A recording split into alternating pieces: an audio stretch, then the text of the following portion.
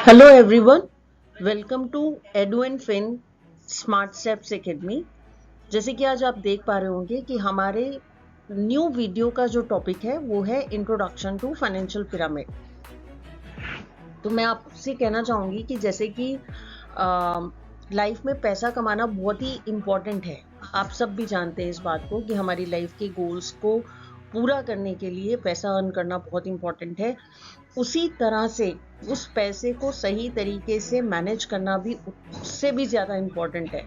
तो financial pyramid हमको guide करता है कि किस तरीके से हमारे लाइफ के अलग अलग गोल्स की हमारी तैयारी होनी चाहिए और इन स्टेप्स को फॉलो करते हुए कैसे हम बेस्ट अपनी फैमिली की फाइनेंशियल सिक्योरिटी के लिए प्लान कर सकते हैं। इसमें 5 स्टेप्स आपको दिखाई दे रहे होंगे। First is foundation, second is risk free growth, third is growth with risk, fourth is high growth and fifth is speculation। तो मैं आने वाली स्लाइड्स के अंदर हर स्टेप को किस तरीके से आपको मैनेज करना चाहिए इसके ऊपर बात करने जा रही हूँ। तो जैसे कि आप देख रहे हैं, फर्स्ट जो बेस है इस फाइनेंशियल पिरामिड का, पहला जो कहते हैं ना जो नींव है वो है फाउंडेशन, मतलब कि protect your life and assets.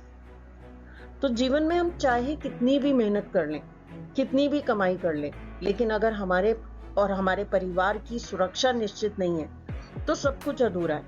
तो ये स्टेप्स हमें सिखाता है कि सबसे पहले हमने अपने परिवार को क्या करना है, अनसर्टेनिटी से सिक्योर करना है।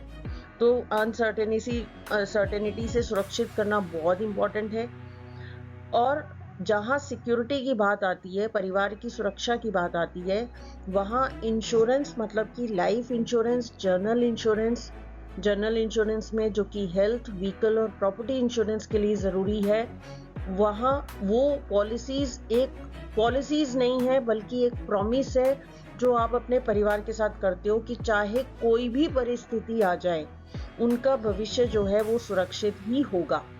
तो कहते हैं ना, जब ensure the ifs of life की बात आती है, इफ का मतलब क्या है? इफ का मतलब है इंश्योरेंस, या ये समझ लीजिए कि इफ का अगर सही रिप्लाई, इफ का अगर सही जवाब है तो वो है इंश्योरेंस।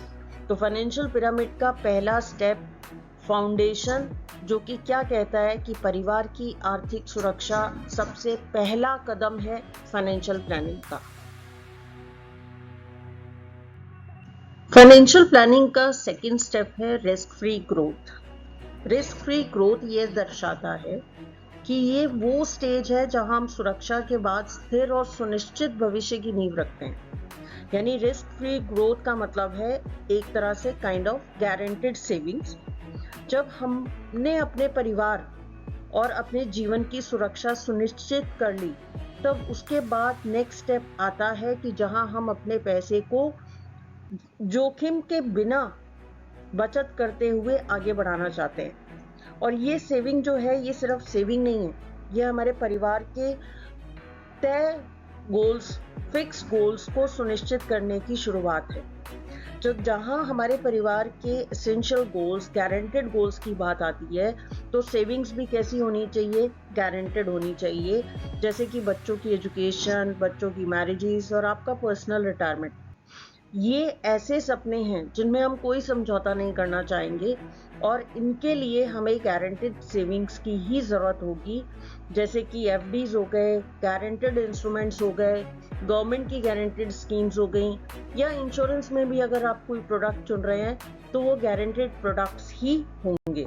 तो ये सेकेंड मोस्ट इम्पॉर्टेंट स्टेप है फाइनेंशियल पिरामिड का। फाइनेंशियल पिरामिड का तीसरा स्टेप है ग्रोथ विद रिस्क। तो कहते हैं ना कि जब हमारी नींव मजबूत हो जाती है थ्रू इंश्योरेंस प्रोडक्ट और हमारे ज़रूरी लक्ष्य सुनिश्चित हो जाते हैं थ्रू गारंटेड सेविंग्स, तो उसके बाद बात आती है कि हम अपने सपनों को पूरा करने के लिए थोड़ी बड़ी सोच रखते हुए ग्रोथ विद रिस्क इंस्ट्रूमेंट्स के जरिए अपने पैसे को आगे बढ़ाना चाहेंगे। तो जिसमें मार्केट लिंक इंस्ट्रूमेंट्स आ जाते हैं। इस स्टेज में हम अपने पैसे को ऐसे विकल्पों में जोड़ते हैं जो मार्केट से जुड़े होते हैं, जैसे कि शेयर्स, म्यूचुअल फंड्स, कमोडिटीज, जहां रिटर्न जो है थोड़ा ज्यादा हो सकता है, लेकिन इसके साथ साथ उतार चढ़ाव भी पॉसिबल है। तो इस स्तर पर सिर्फ पैसा लगाना काफी नहीं है, उसके लिए आपको सही जानकारी का होना भी जरूरी है। तो अच्छी सही जानकारी लेते हुए आप इसमें पहले 2 स्टेप्स को कंप्लीट करने के बाद इसमें आगे जरूर बढ़ सकते हैं। हाई ग्रोथ 4th स्टेप है फाइनेंशियल पिरामिड का। और हाई ग्रोथ का मतलब है कि जहां आपका पर्पस क्या है, वेल्थ क्रिएशन है। ये वो स्टेज आ चुकी है आपकी लाइफ की जहां आप अपने लाइफ की फाइनेंशियल प्लानिंग के 3 स्टेप्स को पूरा करते हुए अब आप वेल्थ क्रिएशन की तरफ आगे बढ़ रहे हैं। और आप अपनी समझदारी से इस स्तर पर पहुंचे हैं, तो आपका उद्देश्य थोड़ा सा बड़ा हो सकता है और पैसे का ज्यादा से ज्यादा रिटर्न अर्न करना हो सकता है।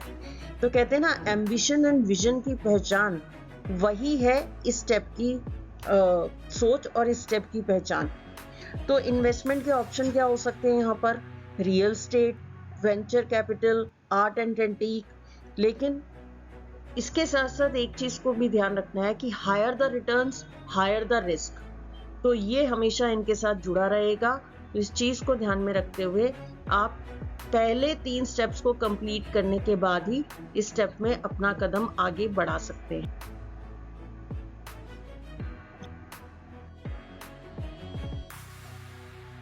स्पेक्यूलेशन लास्ट स्टेप है फाइनेंशियल पिरामिड का, जहां आप फाइनेंशियल पिरामिड के 4 स्टेप्स को बहुत दूरदर्शिता के साथ कंप्लीट करते हुए जब आगे बढ़ चुके हैं, स्थिरता के साथ आपने विवेक से काम लेते हुए पूरा अपना जानकारी को अच्छे से कलेक्ट करते हुए जब आप आगे बढ़ चुके होते हैं, तो टॉप स्टेप या सबसे लास्ट स्टेप है स्पेक्यूलेशन, जिसमें बहुत ज़्यादा समझदारी की ज़रूरत पड़ती है।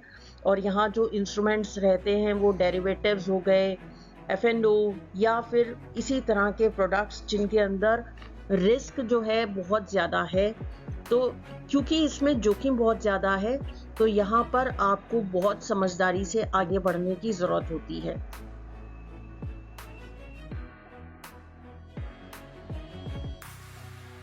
तो यहाँ एक पूरा ओवरव्यू दिया गया है फाइनेंशियल पिरामिड का, जो कि हमको ये बताता है कि फाइनेंशियल पिरामिड जो है कोई एक कदम नहीं है, बल्कि ये एक स्ट्रक्चर्ड जर्नी है जिसमें स्टेप बाय स्टेप आपको आगे बढ़ना चाहिए। और एक समझदार व्यक्ति बेस स्टेप को, फाउंडेशन को स्ट्रॉन्ग रखते हुए गारंटेड गोल्स को गारंटेड इंस्ट्रूमेंट के थ्रू कवर करने के बाद ही रिस्क ओरिएंटेड प्रोडक्ट्स के अंदर अपना पैसा लगाना पसंद करता है। और वहाँ फिर धीरे धीरे, रिस्क में भी कहते हैं ना, धीरे धीरे सिस्टमैटिकली आप जाते हो, जहाँ आप ग्रोथ विद रिस्क में थोड़ा सा ज़्यादा रिस्क उठाते हैं शेयर्स और म्यूचुअल फंड्स के ज़रिए, और हाई ग्रोथ के अंदर रिस्क थोड़ा सा और बढ़ जाता है और लिक्विडिटी भी कम होती चली जाती है। और उसके बाद जो है लास्ट स्टेप है स्पेक्यूलेशन।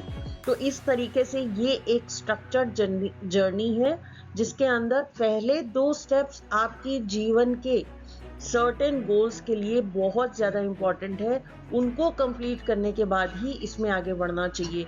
पर होता क्या है कि बहुत सारे लोग जो है ना, सीधा हाई रिस्क इंस्ट्रूमेंट्स के अंदर या सीधा हाई ग्रोथ वाले इंस्ट्रूमेंट्स के अंदर पैसा लगाना शुरू कर देते हैं, जो कि रॉन्ग वे ऑफ इन्वेस्टमेंट है। तो इस फाइनेंशियल पिरामिड के थ्रू आई होप मैंने आपको कुछ थोड़ा सा अच्छी से जानकारी देने की कोशिश की। यही प्रयास रहा कि आप तक एक बेहतर जानकारी पहुंचे। Thanks for watching. Please like, share and subscribe. Thank you so much.